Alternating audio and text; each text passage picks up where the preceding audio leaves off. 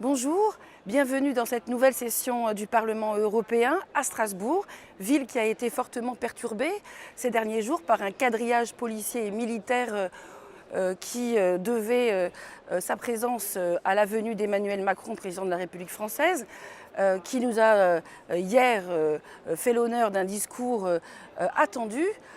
Discours que l'on peut qualifier aujourd'hui d'un peu décevant. En tout cas, le carrosse du discours de la Sorbonne se transforme progressivement en citrouille pour une raison importante qui est que bien que Emmanuel Macron reconnaisse la colère des peuples européens vis-à-vis de l'Union européenne, je crois qu'il se trompe sur les causes de cette colère. Et notamment, les causes de cette colère, de mon point de vue, proviennent à la fois des politiques d'austérité, des accords de libre-échange, bref, de tout cet arsenal qui, pour les Européens, contribue à un travail précaire, contribue à un désastre écologique et contribue à une situation sociale de plus en plus difficile.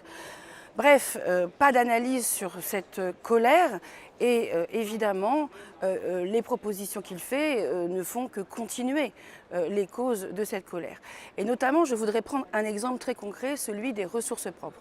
Vous savez, je vous ai déjà parlé du fait que pour améliorer le budget de l'Union, il fallait de nouvelles ressources et notamment une fiscalité qui ne s'appuie pas sur les contribuables qui payent déjà et la TVA et l'impôt sur le revenu, mais qu'il fallait trouver justement parmi ceux qui ne payent pas l'impôt aujourd'hui des ressources propres. Or, la proposition qu'il fait est une forme de, je dirais presque manipulation ou en tout cas une forme de diversion qui pose énormément de problèmes. Il propose comme ressource propre de taxer les GAFA. Vous savez, ces grandes entreprises du numérique que je ne citerai pas, mais que vous connaissez tous. Il propose de les taxer alors que le Parlement et la Commission ont travaillé depuis l'affaire LuxLeaks et pour contrer les scandales des paradis fiscaux et de l'évitement fiscal, a travaillé sur non pas le fait de taxer seulement les entreprises du digital, mais toutes les multinationales qui, grâce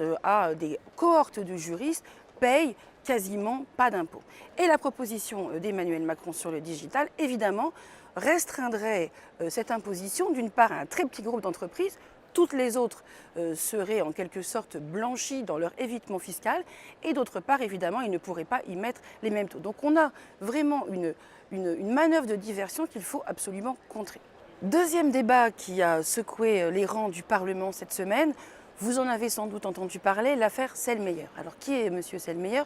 M. Selmayr était le directeur de cabinet de Jean-Claude Juncker, président de la Commission européenne, et il souhaitait devenir secrétaire général.